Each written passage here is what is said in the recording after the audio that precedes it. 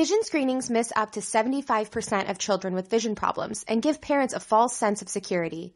Annual comprehensive eye exams by an eye doctor can evaluate the overall eye health, since vision is the most important factor in learning and often behavioral issues. Visit eyecare.org to learn more.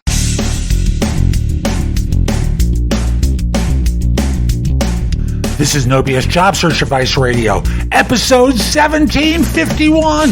I'm your host, Jeff Altman, the Big Game Hunter, and welcome to the #1 show in Apple Podcasts for job search. No show has as many episodes as I do, and I love the feedback that I'm getting in iTunes. I love the feedback I'm getting through LinkedIn for the work that I'm doing with this show. It feels great, and I'm glad I'm helping many of you. I'll just simply say, if you want to review the show on LinkedIn, I'm happy to have you do it. My LinkedIn page there is linkedin.com/IN/the Big Game Hunter. Write a recommendation. It's really that simple. Recommend No BS Job Search Advice Radio on LinkedIn and help other people discover the show. And you can do it on iTunes very easily. Listen to it there. Subscribe. Hope you find it helpful. And today's show is about questions every C-level candidate should be prepared to answer. Hope you find it helpful and give it a great review in Apple Podcasts, Spotify, wherever you listen to the show. Please give it a good review. And now, let's get going. A lot of the work I do is with very senior professionals, and I coach people into new organizations. I'm not a recruiter any longer. I coach. And as a result, I work with people to help them interview well, help them network well, help them negotiate well, because it's one thing to be on the hiring side. It's another thing to be on the I'm selling my services side. So I thought I would do a video that covers some of the questions I encourage people to ask at interviews. And these are really basic things, but it's a launch point for the conversation that will eventually come, where they turn things around and say, so do you have any questions for us? So the first one is really very simple. And I'm sure you're already asking this, as well as the ancillary to it that I also include. What does success generally look like, and how will you measure my success? Really, you want to understand what the performance expectations they're going to have for you are over the first 30, 60, 90 days, 6 months, 1 year, and how they're going to do the evaluation for you. How frequently will they evaluate you, critique you, make judgments about you, and what will your success need to look like? So that's really the first question or questions you want to cover. Next one is, what are the expectations from the board? Do they have a real concern about this role based upon previous circumstances, or in creating the role, was there an issue that needed to be addressed that they thought was particularly important, so that you make sure you cover it? Which leads to the obvious thing. What are the expected challenges that you're going to face? Now, there are always lots of them, but you want to identify the largest ones that they have an expectation that you'll have to address. Surprises are rarely good. And this kind of ties into the notion of what success is going to look like and how they're going to measure you. Because how you address these challenges really will reflect on how the board is going to see you when it comes time to sit down with you and talk with you again. And lastly, and again, this is a launch point for conversation, what sort of discretion are you going to have in the role?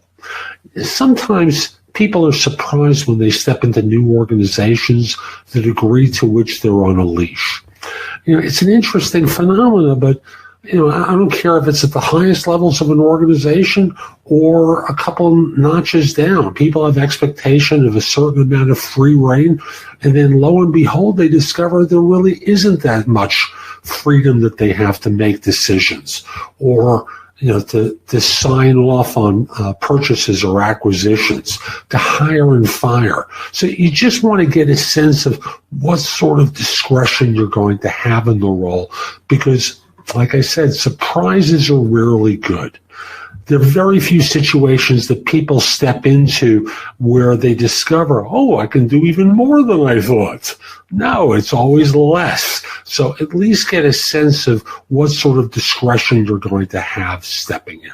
Now, again, this is not a thorough list. This is a launch point list. It's where you start off with your Q&A at the back end.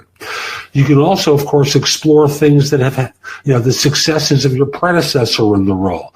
Or if there wasn't one, you can ask, what mitigated or prompted the decision to create the role, and which kind of leads back into the challenges and causes them to expand it the discussion of the challenges even more. Because normally a new position created is a reaction to a problem that previously occurred. So that's today's show. I hope you found it helpful. And if you did, here are a few more ways to get more from me. First of all, there's my website, which is thebiggamehunter.us. I have more than 8,000 blog posts there that you can watch, listen to, or read that will help you find your next job.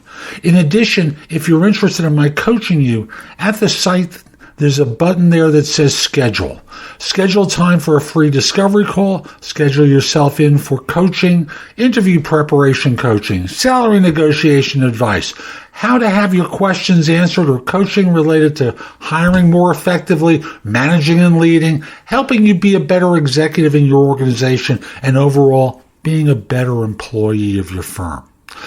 You can also connect with me on LinkedIn at linkedin.com/IN/The Big Game Hunter. Mention that you watched or listened to my content. I like knowing I'm helping folks.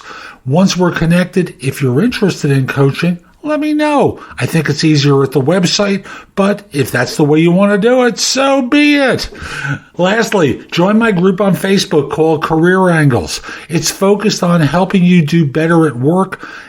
Information there is shared daily, and I'm attempting to build a supportive group there. Ask to join. I'm not letting recruiters in, so I want to make it a safe place for everyone. I'll be back tomorrow with more, and in the meantime, I hope you have a great day. Be great!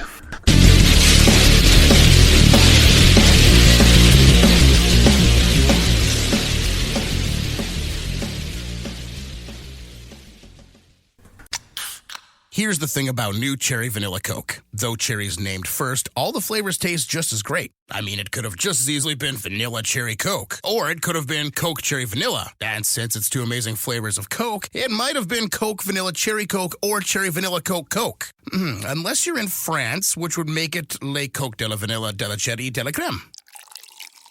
New Cherry Vanilla Coke. So good together. And new Cherry Vanilla Coke Zero Sugar. Same great taste, zero sugar. Choose Empire and get free or low-cost benefits for the whole family. Pay little to nothing from baby's first checkup to filling your prescriptions, all the way to yearly dental exams. Trust Empire Health Plans for your family. Click or tap the banner to learn more. To learn more about applying for health insurance, including Medicaid, Child Health Plus, Essential Plan, and qualified health plans through New York State of Health, the official health plan marketplace, visit www.nystateofhealth.ny.gov or call 1-855-355-5777.